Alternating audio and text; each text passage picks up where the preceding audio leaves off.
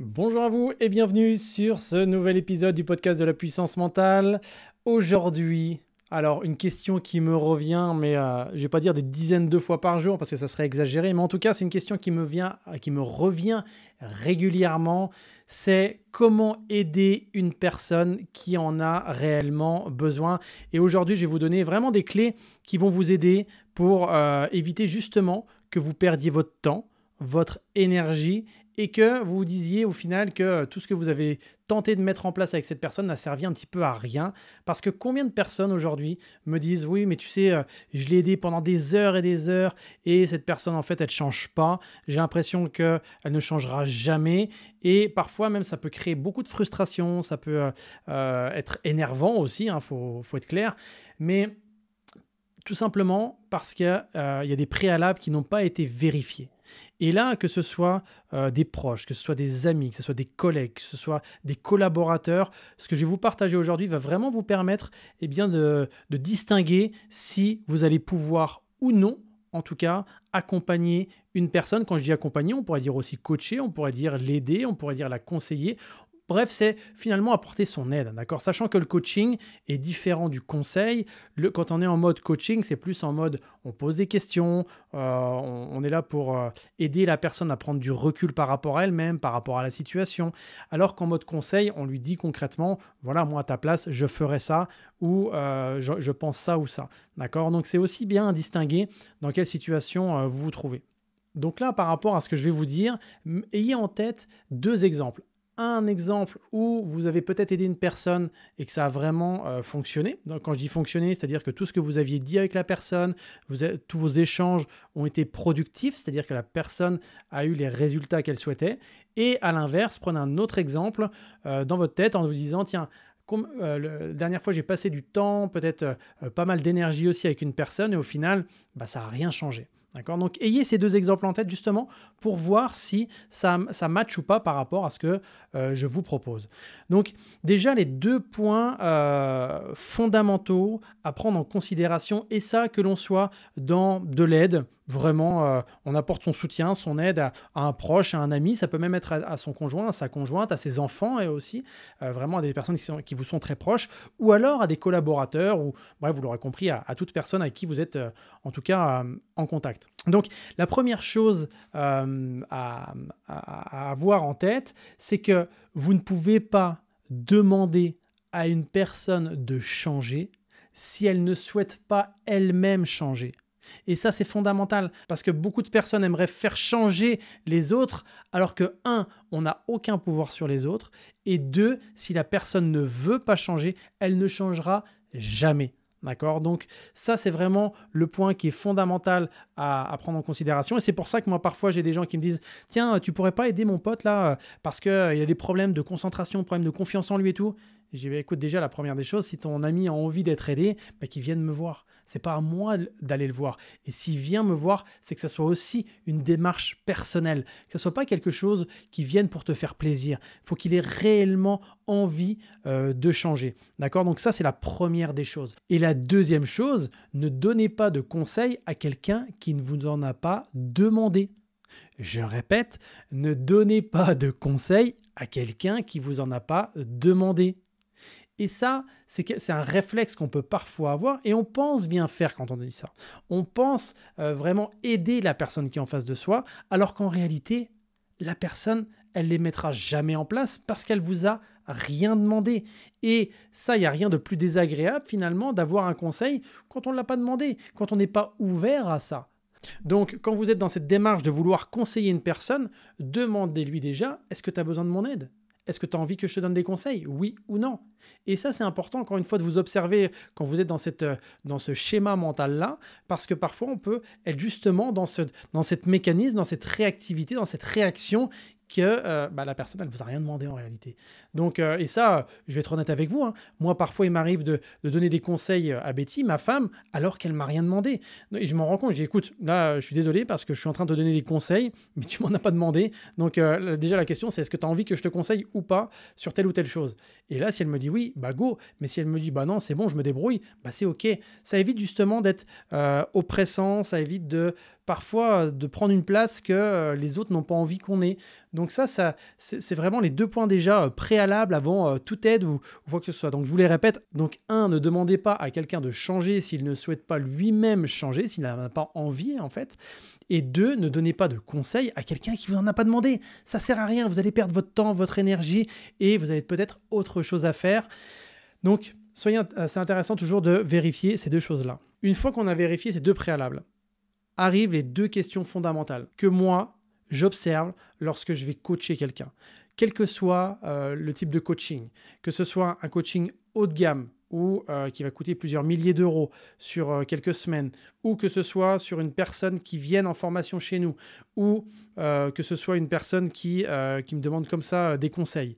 Je vérifie toujours, je dis bien toujours, ces 2 points-là, parce que sinon, je me suis aperçu que lorsque j'oubliais de checker ces points-là, quelle que soit la situation, eh bien, je perdais du temps, de l'énergie et parfois je perdais de l'argent. D'accord ?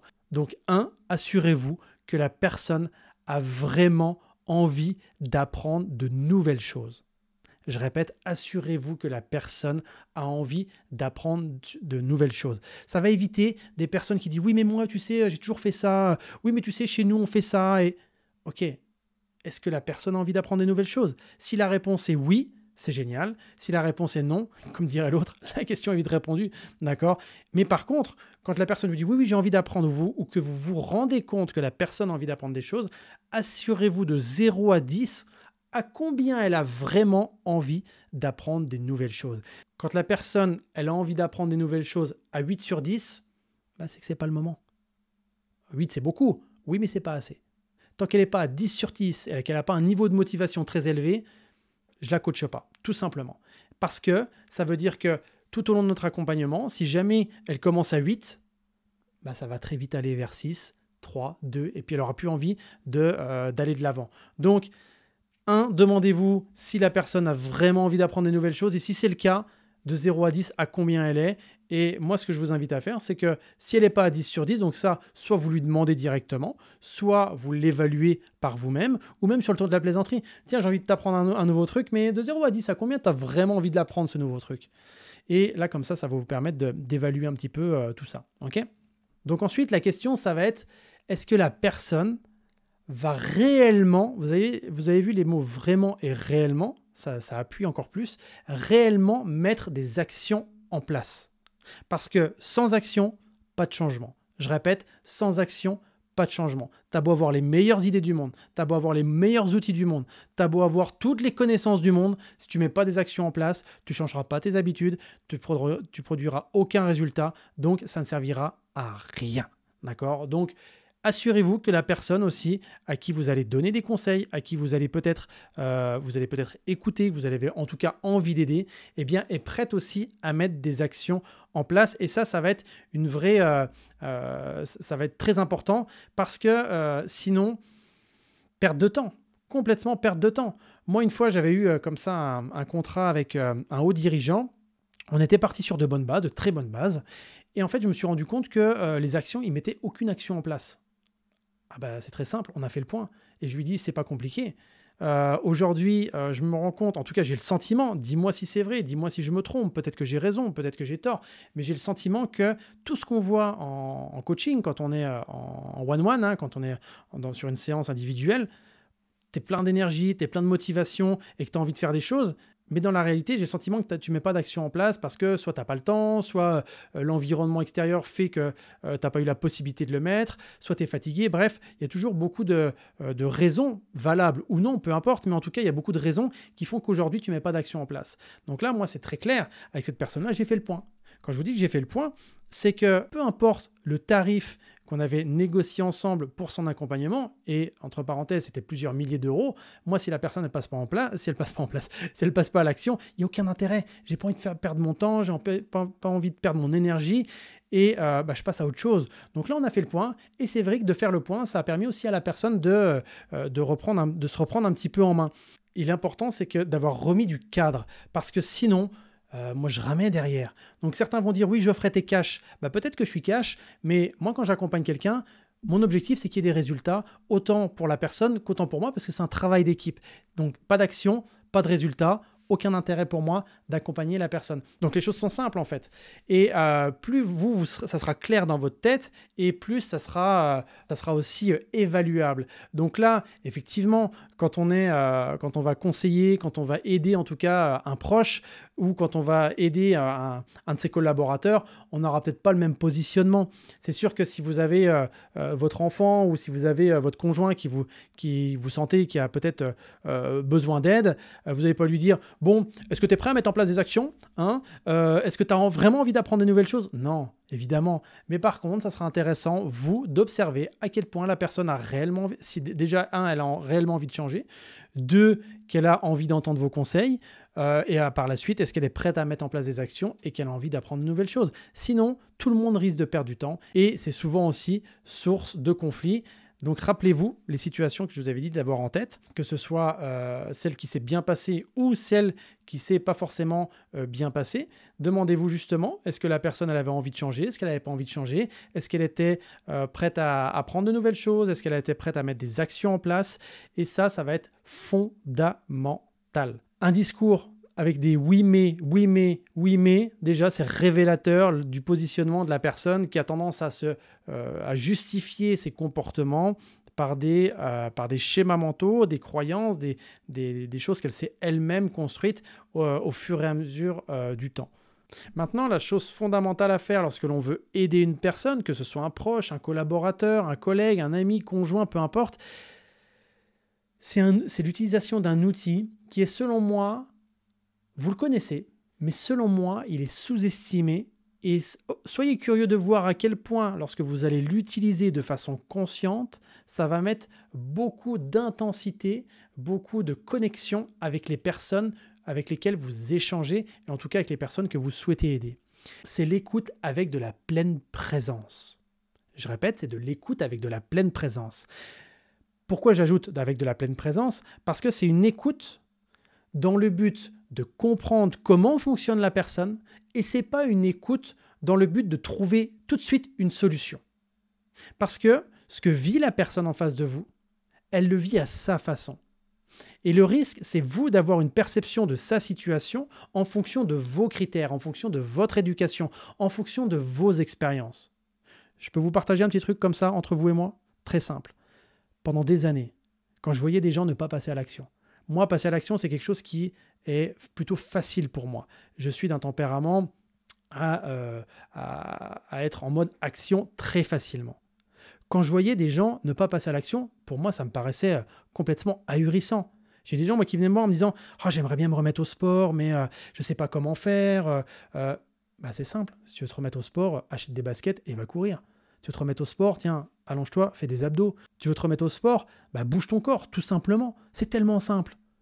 Mais pour certains, c'est pas si simple que ça. Et c'était un réflexe que j'avais il y a des années en arrière. Croyez-moi, ça a bien changé. C'est surtout avoir cette intention de vouloir comprendre ce que vit la personne avant même de vouloir lui trouver une solution. Donc, quand la personne vous parle de confiance, qu'elle manque de confiance en elle, peut-être qu'elle est stressée par rapport à une situation, pas lui dire « non, mais ça va bien aller », parce que là, c'est prématuré, ça va trop vite en fait. Dites-lui « ok, quand tu dis que tu stresses par rapport à quoi en fait ?» Quand tu me dis que tu stresses, à quoi tu le ressens dans ton corps? Quand tu me dis que tu stresses, qu'est-ce qui te fait vraiment stresser là, maintenant, par rapport à ce que tu risques de vivre demain?